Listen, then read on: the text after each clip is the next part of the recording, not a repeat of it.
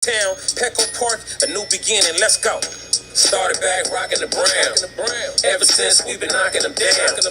Baby said she wanna go to the game.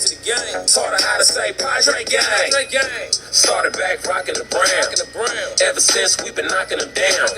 Mitchell and Ness with the old school name. All of the homies holler Padres gang. Yeah, that. Good day, everybody. Welcome to episode 217 of the Talking Friars podcast and YouTube show. I'm your host, Ben Fadden. I appreciate everyone joining the show today. Coming to you after the San Diego Padres just dropped 2 out of 3 to the Miami Marlins. They had a 500 road trip. I was hoping going into the road trip that they would have been like 5-2. That obviously didn't happen. 6-1. I guess that might have been in reach. But that didn't happen. 3-3. I think it was pretty disappointing. It's not the end of the world that they weren't 3-3, because they still have a 1 game or 1.5 probably now game lead on that final wild card spot with the Milwaukee Brewers. But you would have liked to win some of these games because the stretch of games against the Royals and the Nationals and the Diamondbacks and the Rockies, like, less and less of those games are coming, in the future. They're going to have to play the Dodgers 9 more times, the Cardinals, the Mariners, like teams that are fighting for stuff. So you want to win some of these games. Today was a great win, 10-3. We'll get into today's game, Tuesday's game, Monday's game, talk more about the Tatis situation for anyone that missed some of my thoughts on that, and I'll give you the latest on that, when Tatis is meeting with the Padres and which Padres and stuff like that. So we got a lot on tap here. This episode is brought to you by GAGLIONE Bros famous cheesesteaks and garlic fries.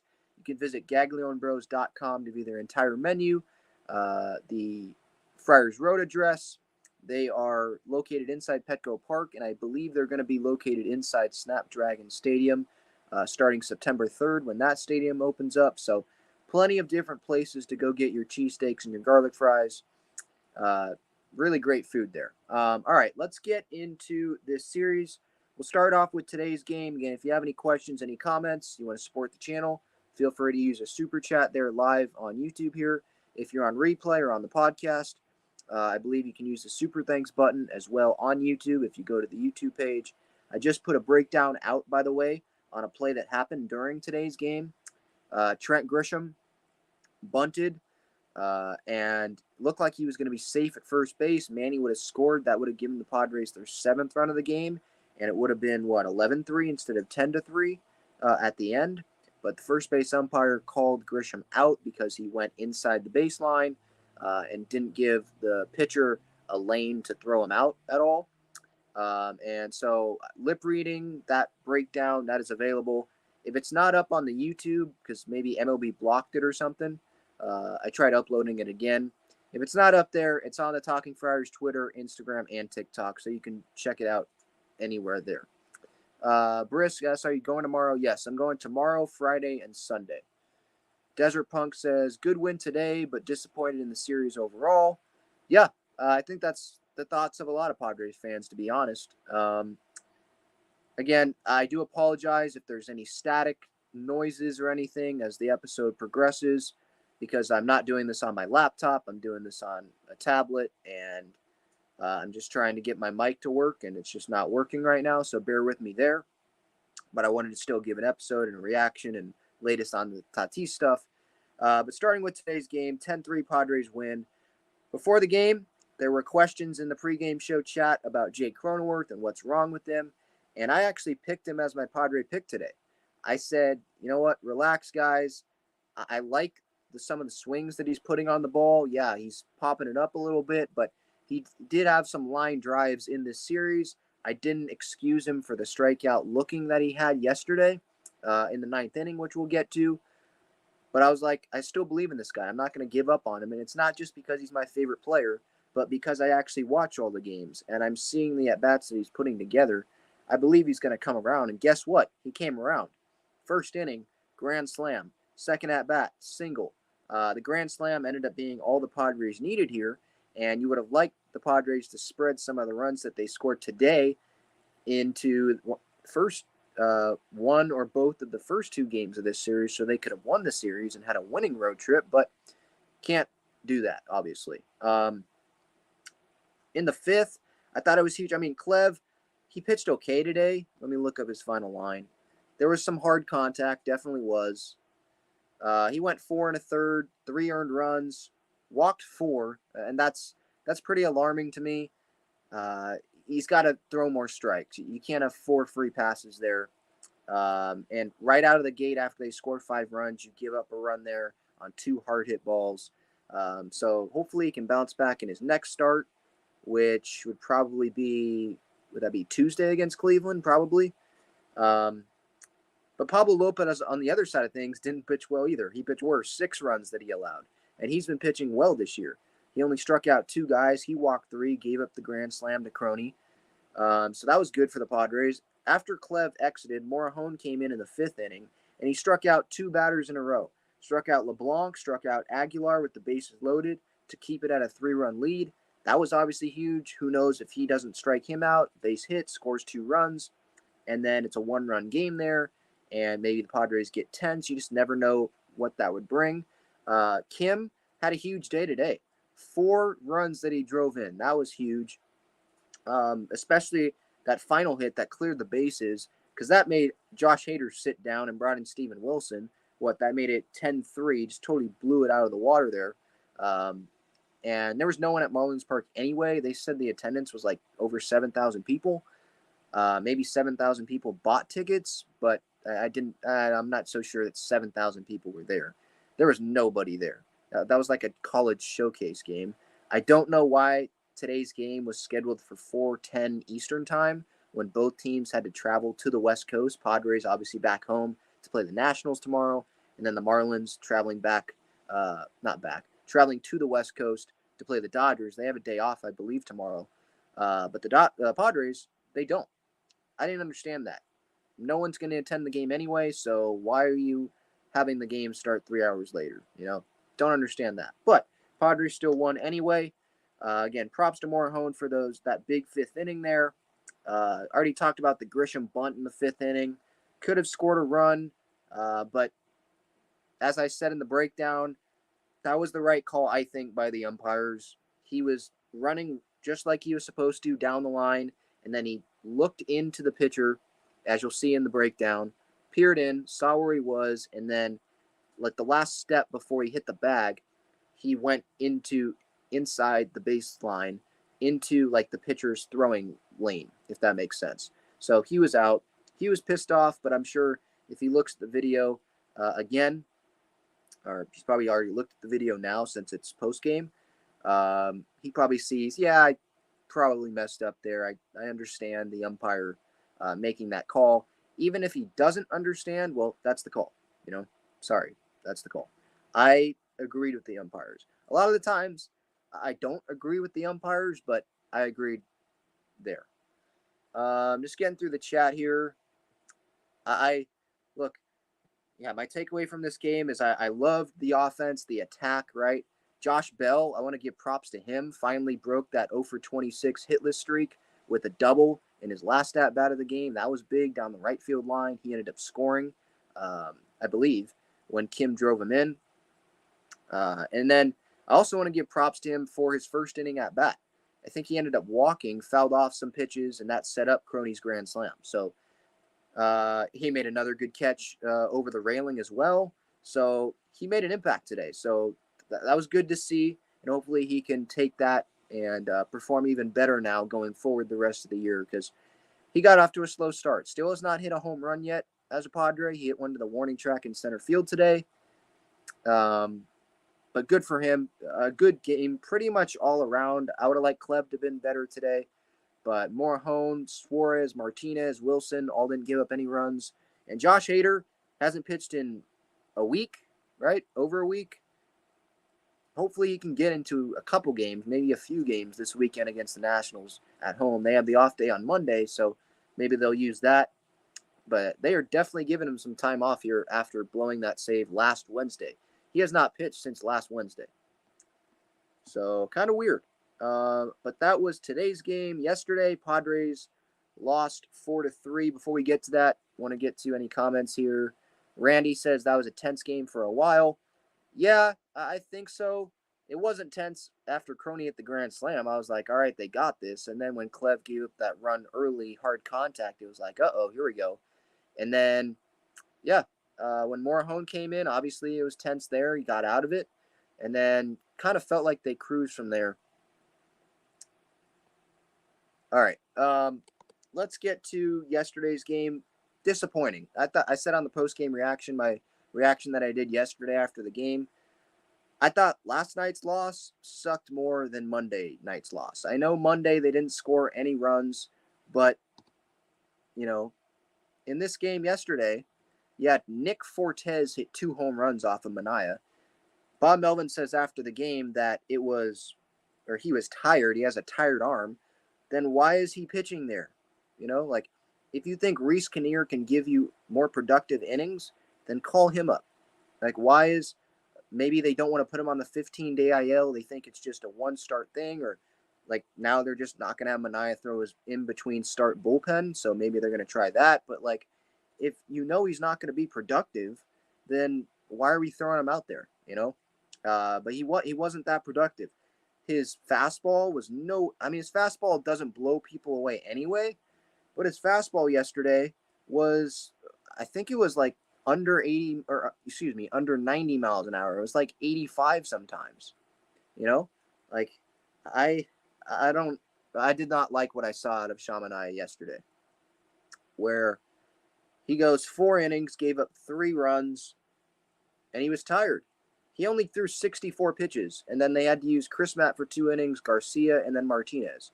Martinez threw back-to-back days, today and yesterday. Didn't really like that. Like, Reese Kinnear can't go throw 60 pitches, I just don't really like putting starters especially out. Like, bullpen, sometimes you have to put them out there because you don't want to put them on the IL. They pitch too frequently. But starters, it's like once every 5 days, and if you miss one start to get this guy back to pitching 6 innings and having quality starts, like, maybe that's worth it, right?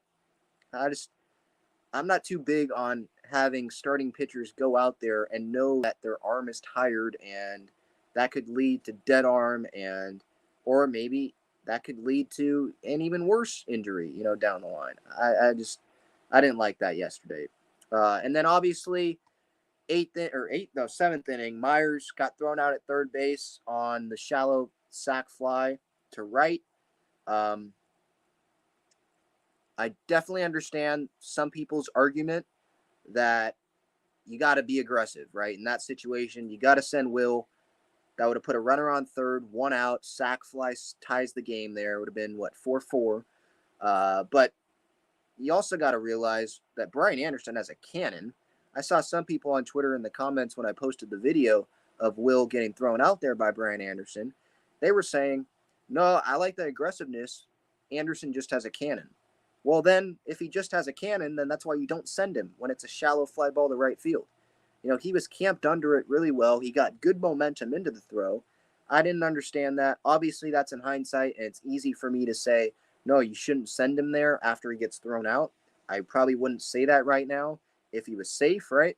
But looking at the play as a fan after it, it's like it didn't even take a good throw to throw Will out there, It took a bad throw. It was okay to have a bad throw. The throw was 5 feet to the left of first base, and the third baseman caught it and then reached over and then tagged Will. Had time to do that, If Will doesn't go, it's 1 out, runner on second. And if the same things happened, I think Kim walked and then Drury singled. It was a shallow single. So I don't think Will would have scored from second there, but it would have been bases loaded, Profar up. He grounds out, probably beats out the double play attempt. Then you have Juan Soto coming up with the bases loaded. Like, I'll take my chances with that, right? But then even in the 9th inning, like, okay, even if you want to be on the side of, okay, Will was being aggressive, I love that. Okay, well, the 9th inning, you can't be happy about that, right? 9th inning, you had Manny and then Soto get on consecutively. Soto singled, and then Manny also singled to right. And then 3 straight strikeouts. Josh Bell Crony gets frozen, and then Will doesn't swing at the first pitch, hanging breaking ball down the middle, and then he swings through a fastball that's pretty much the heart of the zone. Like, that was frustrating there. And they scored 10 runs today. That's great, but guess what? You can't spread some of those runs into yesterday's game or to Monday's game, right? So it's like it's all or nothing right now with the Padres offense. They either score like 9 or 10 runs or they score like 0 runs. They scored 3 runs yesterday, right? I understand that. But most of the time, it feels like, I saw Kevin Acey's newsletter a couple days ago, it's like 9 runs or 10 runs. 10 runs today, obviously, or it's like 0 runs, or it's 1 or 2 runs. Like, it feels like it's all or nothing, and they need to spread some of those runs out. And I'm not saying, because I know you can't spread the runs out, like, obvious, like physically, right? You can't do that. But I'm saying their offense needs to be more consistent and score more runs more frequently. Obviously, like, you don't need me to tell you that. That's obvious. That's Captain Obvious, right? So that's what was frustrating, is definitely in these first 2 games. Yesterday's game, having too many strikeouts, struck out 13 times, left 25 guys on base, compared to the Marlins leaving 13 on base. Runners in scoring position, they were 1 for 12. Marlins were 2 for 9. Yeah. Or, excuse me, yesterday they left 12 on base. Sorry. They had 25 at-bats, I believe, with guys left on base. I was looking at the wrong thing in the box score. Sorry. It wasn't that bad. But, yeah, it was still bad. 12 guys left on base. That's compared to the Marlins leaving only 5 on base. So, not great. Not great. And then Manai, obviously, with the tired arm. I don't really like that. Like I said earlier, why are we throwing him out there if you know that he's tired and you're not getting the best out of him, right? Is there a better option? That's just what I think. Desert Punks asks, any theories why the offense varies day by day? It's just not consistent. You had some holes there. I always believed in Crony, but the numbers, he did have a little bit of a slump. Josh Bell, obviously, when you're having him hit 4th, that's not ideal when he's going 0 for 26. That kills a lot of rallies, or when guys get on base, stuff goes out the window.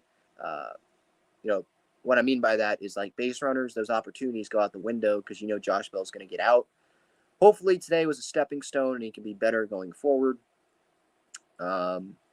Just it's inconsistency. That's the theory or the explanation that I have for you.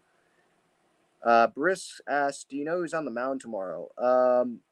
I think who would it be? Snell? I think it would be Snell. I don't know if they've named any starters. I'm looking right now on MLB.com.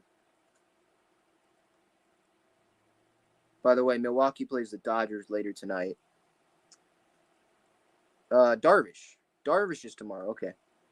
It says it's Anibal Sanchez against Yu Darvish.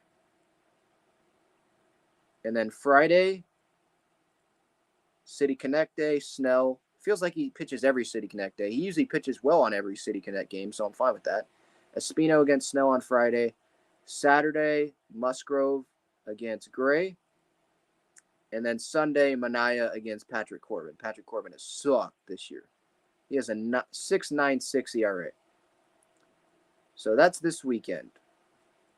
As for game 1, Padres lost 3-0. That was frustrating. Obviously, Profar had the lazy throw. Yeah, Darvish is tomorrow, Ram, in the comments there. Yeah. Obviously, Monday, Profar had that lazy throw, had a breakdown on that. Some miscommunication, I think. Initially, we all thought that he was baiting Rojas to go to third. Rojas ends up getting to third, but he was just trying to redirect Kim as the cutoff man. Still, he should have thrown the ball in earlier. That's on him. He says that he's not going to do that again, and so I believe him. I liked the accountability of him saying he's not going to do it again. It's my fault. Kind of sounds the opposite of what Tatis is doing right now, and we'll get to him. But Soto, Musgrove, Manny, they all talked to Profar as soon as he came off the field in that inning. So I really like that. They're definitely the leaders of this clubhouse, the real leaders on this team. That run didn't really matter. Rojas got to third. Stallings brought him in. That run didn't really matter because they didn't score any runs. You don't score any runs, you're not going to win the games, right? I think, who was it? Musgrove pitched on Monday. I don't think he was terrible. 6 innings, gave up 3 earned runs, but come on, that really, I don't think that third run should have been earned on him. That was a mental mistake by Profar, but you can't say that was an error on Profar because it's not like he dropped a pop-up or made a bad throw. He just made a late throw, you know. But Musgrove didn't walk anyone. Love that. He continues to bounce back after that tough 4-5 start stretch. Not worried about him. Anyone that wants to say he's not an ace, well, look, I think he still is one of the Padres' aces. Snell, Darvish, and Musgrove. I'll take those 3 against almost anyone in baseball. You could say the Mets are better, right? DeGrom, Scherzer, and then who would it be? Chris Bassett. Maybe you can make an argument with the Dodgers, but like, I'd still take those 3 guys. I'm confident in those 3 guys. That's just me. His ERA is now below 3 again, 2.98. Wilson came in, shutout inning. Tim Hill, shutout inning. But the offense, that's the story. First 2 games, that was the story, right? They scored 10 runs today, but didn't score any runs Monday. Scored 3 runs yesterday. 0 for 2. They only had 2 runners in scoring position, or they only had 2 at-bats with runners in scoring position that on Monday. They left 8 on base. Marlins had 6 at-bats with the runner in scoring position. 1 for 6 they went. They left on 8. Padres had 5 hits. Marlins had 9, so they were out hit there. I mean, Bell on Monday after Monday's game had a 4-game hitless streak, and when he's hitting 4th, like that's a hole there. You know, Manny went 2 for 4. I believe he's at like 8 multi-hit games now, I want to say. So he's on fire. But that was like he was the only guy that had multi-hits in that game on Monday. Profar 0 for 4, Soto 0 for 3, Bell 0 for 4, Grisham 0 for 2, Kim 0 for 4, Nola 0 for 3. So a lot of 0-fers there. And you're not going to have consistent production. You know, what I was talking about earlier about the offense varying day by day. You're not going to have consistent run production if you have that many 0-fers in the lineup and only a couple guys are producing. I saw a stat on Bally earlier today where Manny has driven in 30% of the Padres' runs over a certain amount of time. Yeah, they need more consistent production from the offense. There's no doubt about that. And that's pretty much the story of this series. And then the road trip going 3 for 3, you know, that's disappointing to me. Obviously, you could say Saturday's game, maybe they could have won that game. Messed up call by the umpire. Game should have been tied, but there's no guarantee they would have won that game. You know, disappointing. Yeah, they took 2 out of 3 in Washington, but then losing 2 out of 3. I know you're facing good pitchers against the Marlins, or in the Marlins pitchers, but look, are they going to face bad pitchers when the postseason comes? No, they're not. So that's what we got to look at here is like, you can make the excuse right now, oh, Sandy Alcantara, he's just great. And I'm pretty sure I said that. Props to Alcantara in my post-game reaction on Monday. But they're going to have to face those type of pitchers in the postseason. What if they face the Mets? Then they're going to have to go face DeGrom and Scherzer. You're not going to have an excuse there when the postseason comes, right? And I know that's a long ways away, but these are the teams that you should be beating, right? If we go, let me look up the Padres schedule here. Like, they play the Nationals, right? That's the good thing. This coming weekend, 4 games against the Nationals. Tomorrow's Joe Musgrove bobblehead day. We will get to the Tatis stuff in a minute here. Padres schedule got 4 against the Nationals. Then they have an off day. And then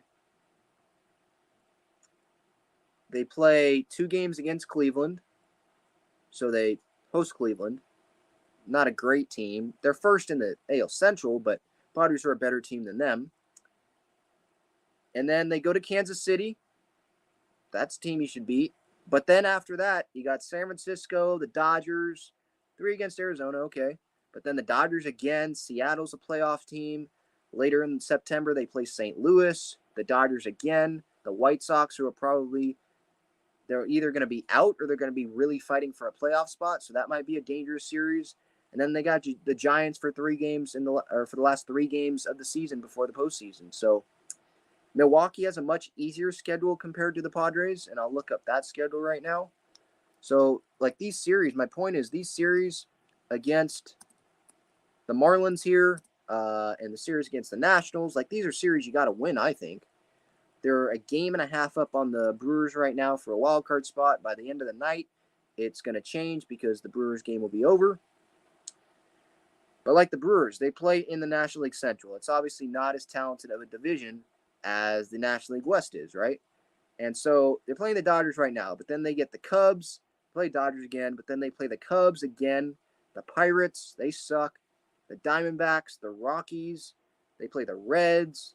They get the Yankees and the Mets, Cardinals still, but then they get the Reds again, the Marlins. Like, to me, right there, that looks, and then they finish out with the Marlins, final 2 games of that series, and then they finish off against the Diamondbacks. Like, they play a lot of non-contending teams, and just looking at the eyeball test there, they play more non-contending teams than the Padres do. Maybe that's a trap for the Brewers because there's still teams, there's young guys who are hungry and they're trying to fight for roster spots and get a leg up going into next year's spring training. But you can't tell me that they have more motivation than contending teams, right? Because they're trying to go get into the postseason compared to the Marlins and the Diamondbacks and the Reds and the Pirates, right? So these are series the Padres have to win 3 out of 4 here against the Nationals, I think. Is the season going to be over if they don't take 3 out of 4? No. But they're running out of games against the bad teams. I keep saying that, but it's true. It's very important that they win these games that they got to win and find a way to be consistent on offense. Spread out some of these runs. So, all right. Let's get to the Tatis stuff, and I think that'll finish the episode.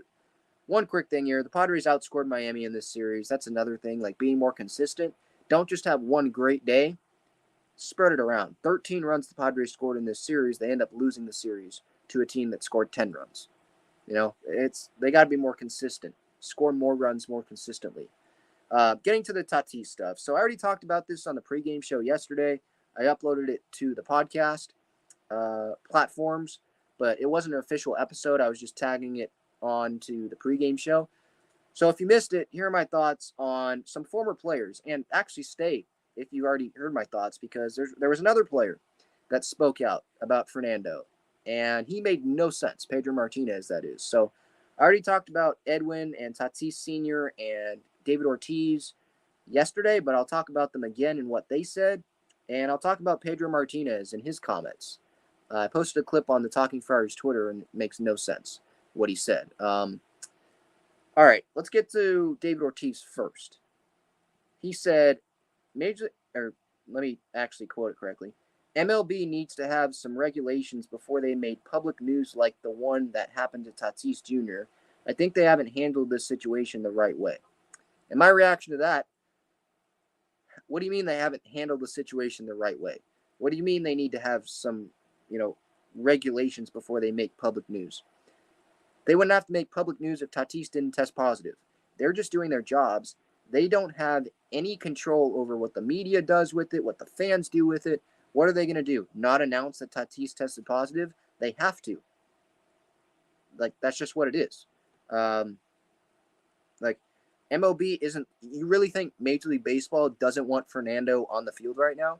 He's one of the faces of baseball. They tried to make him the face of baseball. Or he probably was the face of baseball before he did this. And it's his mistakes. His mistakes are why you have Ortiz and Edwin Encarnacion and Fernando Tatis Sr. and Pedro Martinez lashing out here and being mad. Like, it's on him. And Edwin Encarnacion said, the MLB sank him. One, it's not the MLB, it's just Major League Baseball. That's just one of my pet peeves. But he said, I'm sure that if the same thing happened to Tatis Jr. had happened to another player, that, Major League Baseball would have handled it differently. It's incredible what they did to the face of baseball. Again, Major League Baseball didn't do anything to the face of baseball.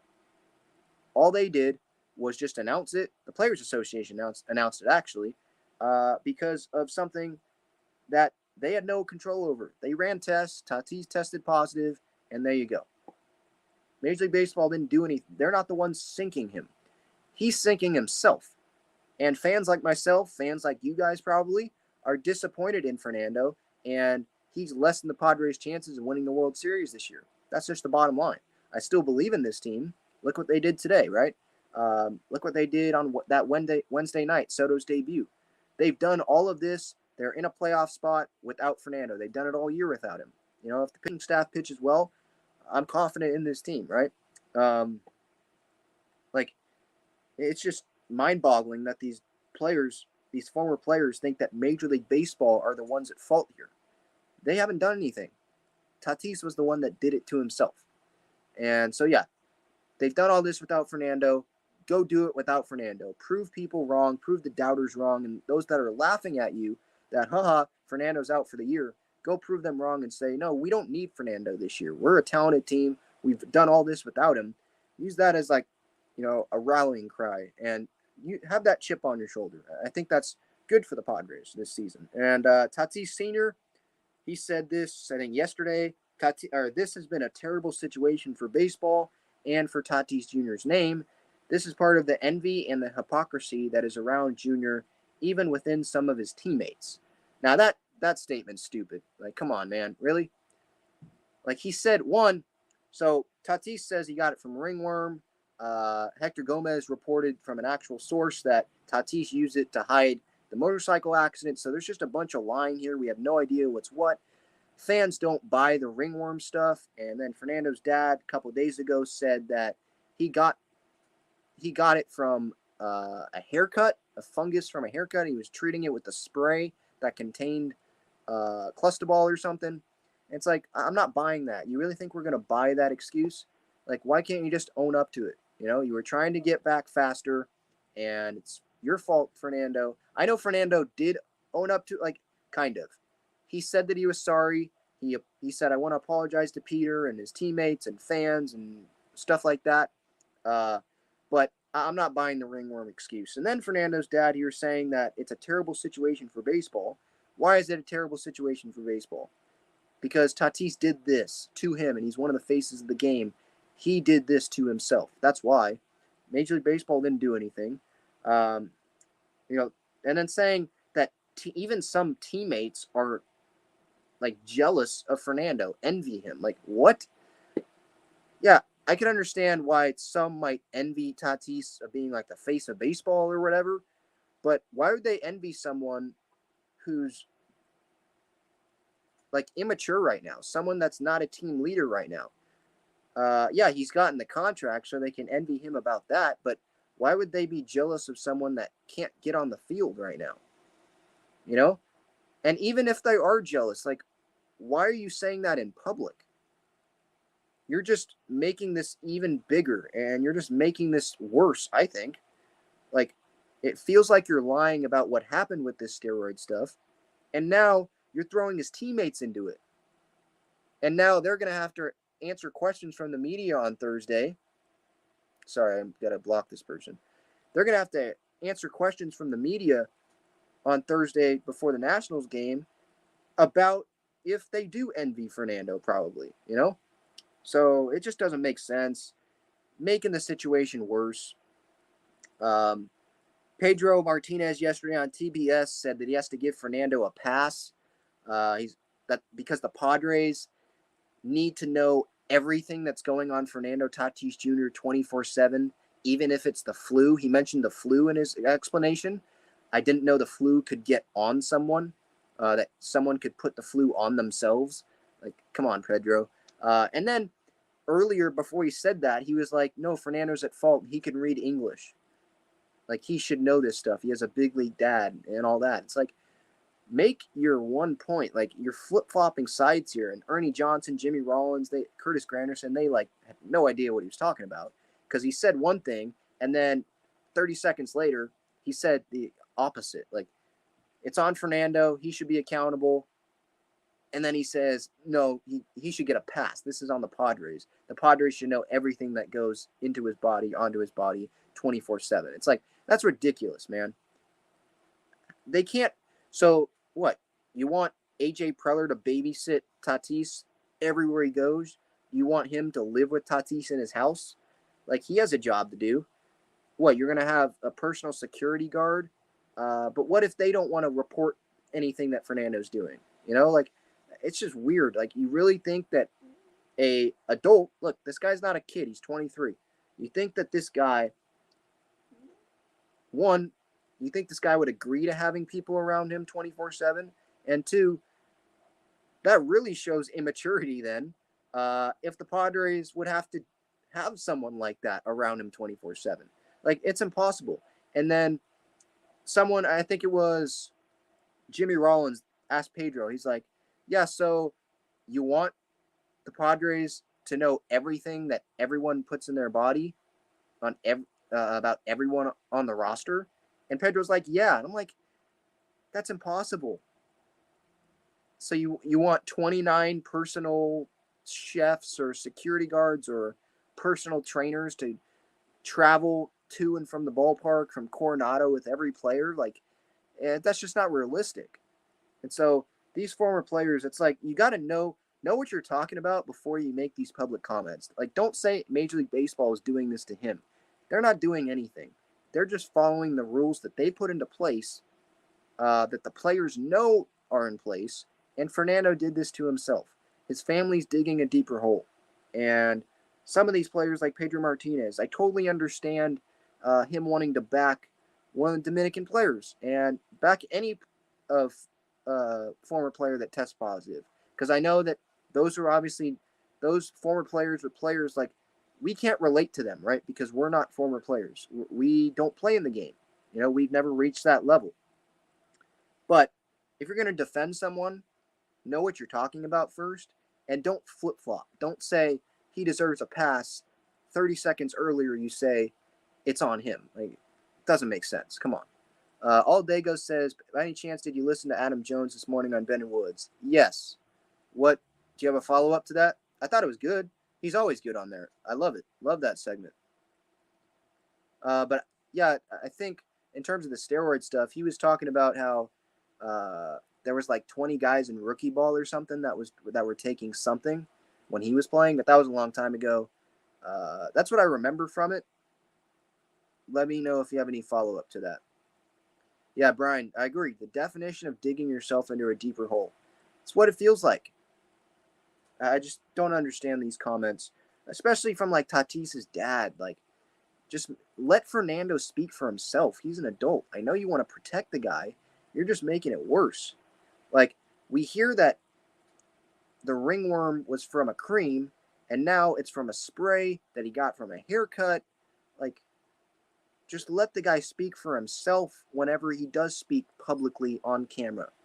And then the update on Tatis, by the way, Kevin Acee has reported that he's going to meet with AJ Preller tomorrow on Thursday. He's going to meet with Peter Seidler on Saturday. It has not been determined yet when he's going to meet with the Padres clubhouse and address them. So that is something to look for.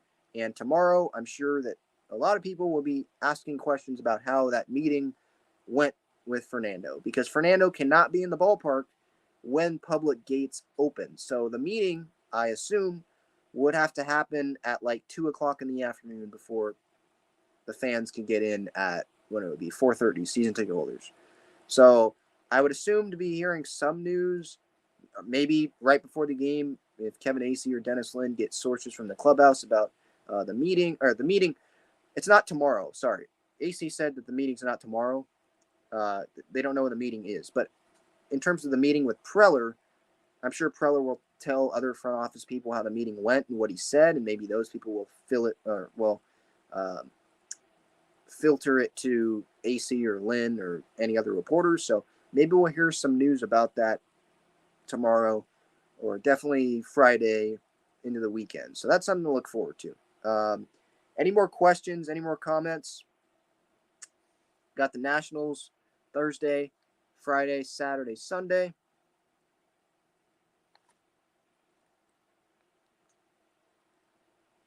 Nationals suck. Obviously, you knew that watching the series, their last series. They lost to the Cubs today, who are Nationals now are 39-80. 39-80. Holy crap. Were the Padres that bad? Were they 39-80 in like 2017 or whatever? Like, that is freaking terrible. And that was with Juan Soto on their team. Let me look this up. Let me look up their schedule. 2017 Padres. Remember, this was the team. Hold on one second. Will Myers was like the star. Manuel Margot, Julius Chassin, Brad Hand, Jose Perella, right? Stammen, Solarte was on there. Hedges, Asuaje, Renfroe, Clayton Richard. Wasn't a great team. Let's see what their record was. Nationals are 39-80. Let me see. So that would be how many games into the season? Well, we're August 17th. I know the season's 2 weeks, so I gotta go 2 weeks behind. So on August 17th in 2017, the Padres were 54-67. Not nearly as bad as this Nationals team right now. If we go deeper into September, go to September 1st, they were 59-75. So not great. 16 games under 500, but that's not 41 games under 500. Like this Nats team sucks. I'm glad I'll be able to see Luke Voit and CJ Abrams. Luke Voit, Thursday, tomorrow. Give this guy a standing ovation, please. What happened to this guy sucks, man. He does not want to be in Washington. He loved being here. The chess moss, the water bottle celebration. Let's friggin' go San Diego. He loved being here. Let's give this guy a standing ovation. And then CJ, hope all the best is for him. You know, nothing personal against him, obviously. They were getting Juan Soto, right? You're going to take Juan Soto. JD's third. Did the Padres lose the Nationals this past weekend? Yes. Yes. They lost on Saturday. They won the series. They won Friday and Sunday. They scored 10 runs on that Friday game. They lost 4-3 on Saturday, and then they won that Sunday Peacock game. They scored a good amount of runs there.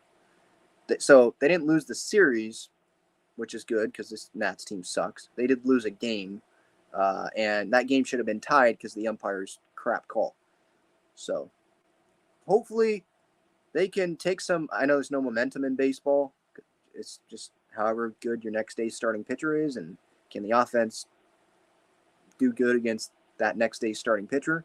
But hopefully Josh Bell can get some confidence here, get the offense rolling into this national series. So this is going to do it, episode 217, Talking Friars podcast and YouTube show. I'm your host, Ben Fadden, signing off. Go Padres. Hopefully you guys enjoy your Wednesday evening.